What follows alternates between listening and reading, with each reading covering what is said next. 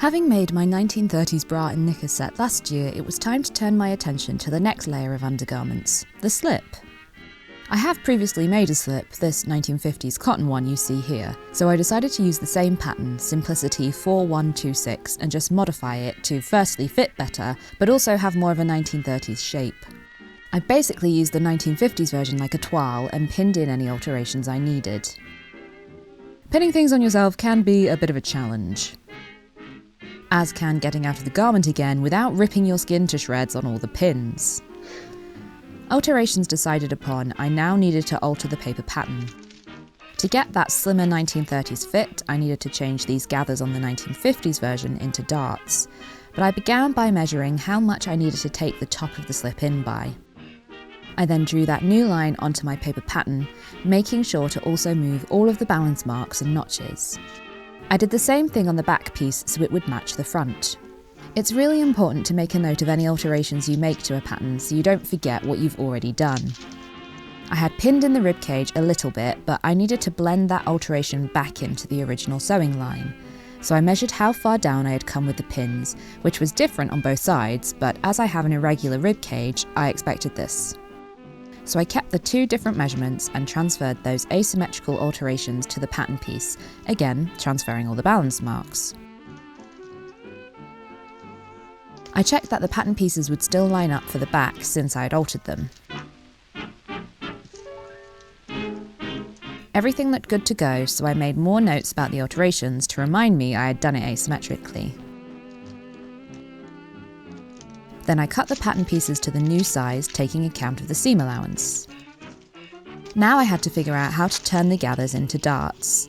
I compared my newly altered pattern pieces to see how much of a reduction I needed, and then simply folded the pattern piece in the style of a dart until everything lined up happily.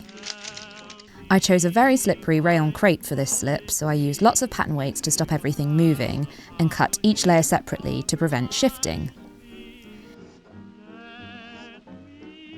With everything cut out, I used tailor's chalk to transfer all of the balance marks and markings. This crepe was so shifty it was a real challenge to work with. Just getting the side seams to match up was a nightmare.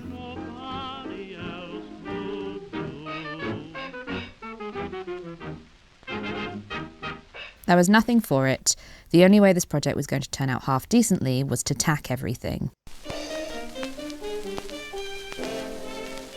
As this slip is bias cut, as well as being very loosely woven, I knew the seams were going to drop a lot, so I used a couture technique for working on the bias called lap basting, where you work in short, overlapping sections, but don't secure the ends of your tacking threads.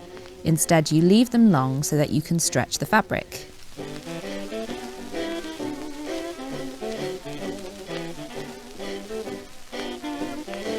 Having tacked the side seams in place, I then left the slip to drop by pinning it to my dress form. This lets gravity gently stretch the fabric to its maximum stretch before you start sewing with it to prevent future issues.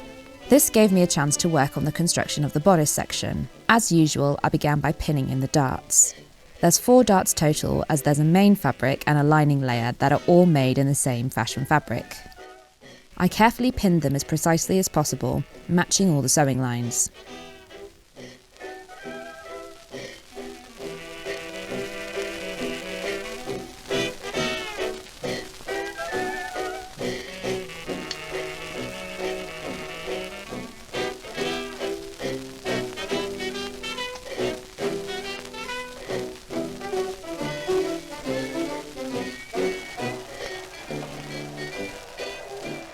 I didn't tack the darts, but I machined them very carefully and used lots of pins to hold everything in place.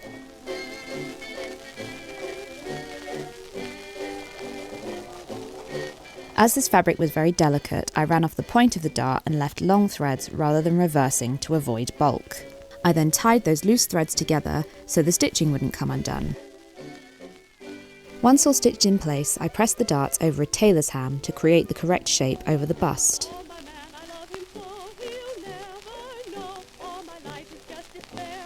Then it was time to make the straps. Rather than try and make a loop and turn it through, which would have been a nightmare with this delicate rayon, I used a pressing bar to press strips of the rayon to the correct width for the straps. With the straps pressed into shape, I pinned all the pieces of the bodice together so that I could batch sew with my machine. First of all, I top stitched the straps down both edges to keep the folded fabric in place, but to also stop the straps from stretching too much.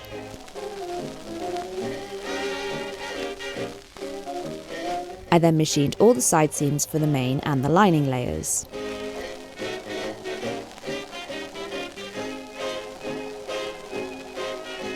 Before I could join the main to the lining, I had to sew the straps in position. Rather than try and pin them in place on myself, I used my 1950s slip as a guide for the length. I could then happily pin them in position. After a quick try on to double check everything was correct, I machined the straps in place firmly.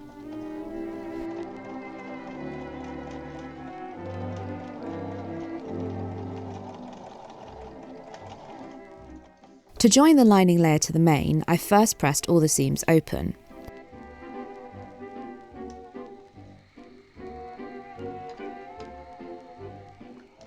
I could then match the top edges of the bodice with right sides together, sandwiching the straps between the layers. I matched the centre fronts and side seams, and then the pointed top of each side, making sure the straps were laying in the correct position. I then carefully pinned along the sewing line and machined everything in place, being careful not to catch the straps anywhere I shouldn't.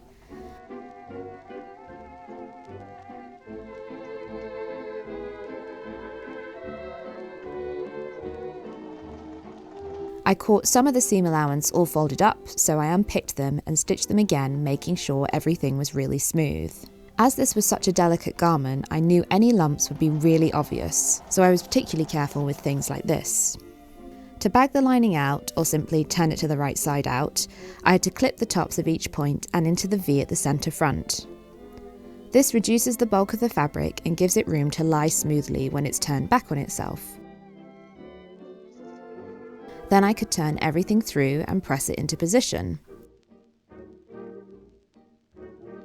I started by pressing the seam open and making sure the seam allowance was all going in the same direction.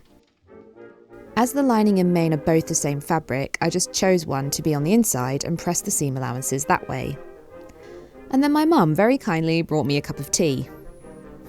I then folded the lining into position and pressed along that edge to get the fold crisply along the stitch line. You can understitch the seam allowance to the lining if you want to, but I had already decided I was going to top stitch the edge in place, so I skipped that step.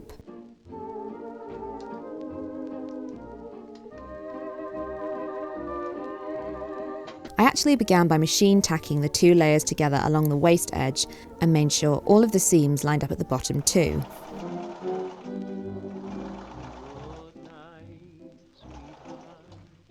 Then, using my top stitching foot, I carefully machined along the top edge to hold everything in place. While this isn't the most elegant of finishes, I wanted this slip to function as a slip, which would mean lots of washing, so I made the decision to machine sew as much as I could for strength. Only I had a few issues with the tension on my machine, so it took a little tweaking to get it to look presentable. With that, the top section of the slip was complete. While the curvature of my scoliosis makes it look really wonky here, I was really pleased with the fit. And then as I waited for the skirt section to keep dropping, this project got resigned to the UFO pile.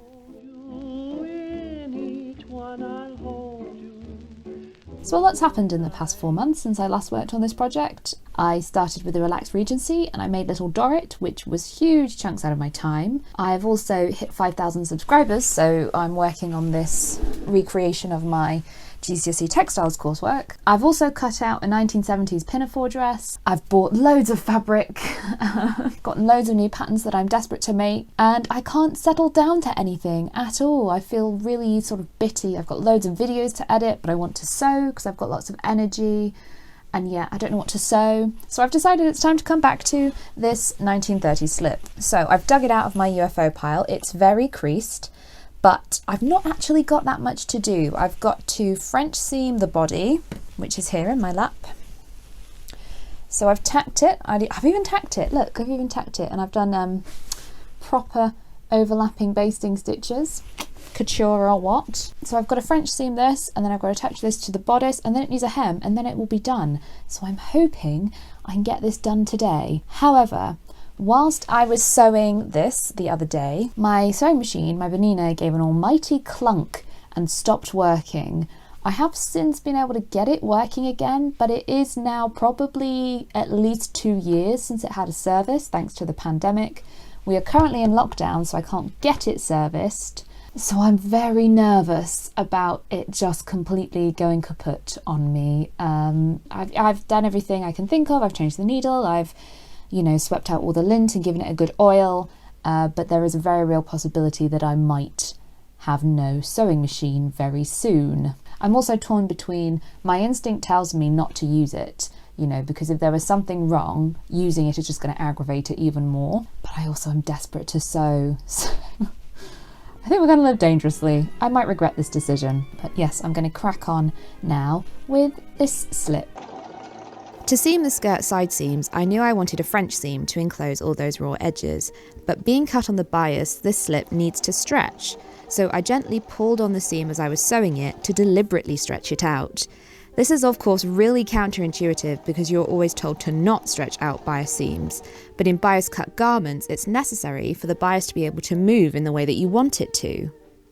With the first line of stitching in, I removed my basting and pressed the seams, firstly open,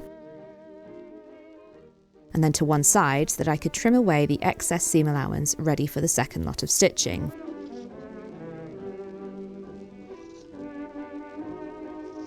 I then pressed that seam open again before turning it the other way and folding it along the stitch line and pressing.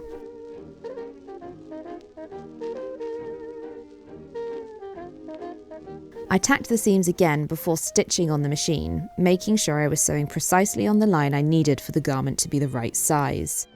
Again, I also pulled on the seam to stretch it as I sewed.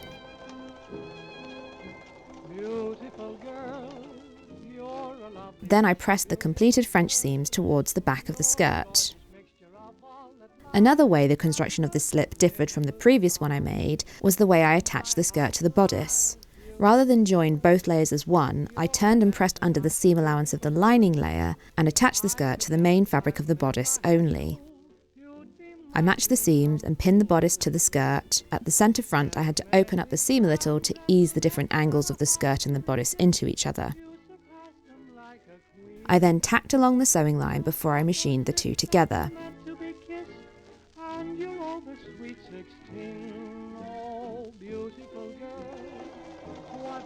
Again, I was really careful to make sure all the seam allowances were lying flat.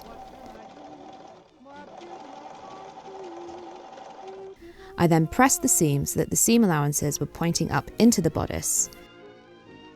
And it was at this moment I realised I'd managed to make a hole in the fabric right at the centre front.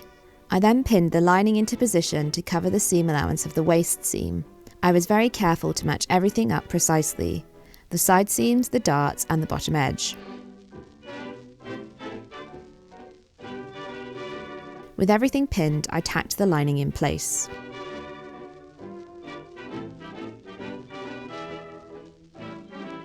Having made the decision to top stitch everything, I changed back to my top stitching foot and began top stitching the waist seam from the right side to catch the lining in place. Only I hated how this looked, so I instead did a sink stitch, also known as a stitch in the ditch, which took a lot of concentration and went really slowly. But eventually the only thing left to do was the hem. Amazingly, the hem had stretched pretty evenly from all that time dropping on the mannequin, so all I had to do was cut the slip to the desired length. 1930 slips tend to be longer than most other vintage slips, so I went for sort of a mid-calf length. I knew I wanted a narrow hem, as a bulky hem on a bias garment can cause it to hang in weird ways, but there was no way a hand-rolled hem would be strong enough to withstand constant washing, so I did something I have literally never done before: a machine-rolled hem.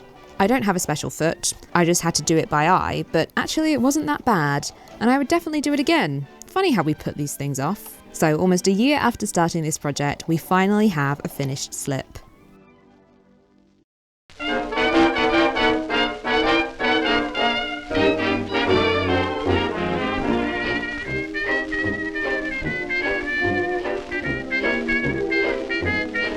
I'm honestly really pleased with how this turned out. It's exactly what I wanted, and despite the hole in the front, I really love it.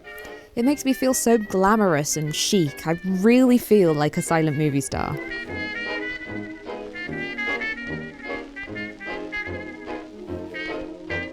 I'm pleased with the fit. Any smaller and I wouldn't be able to get it on, but it's not as baggy as my 1950s version. And of course it's so long I couldn't get the hem in frame, but I'm perfectly happy with the machine rolled hem.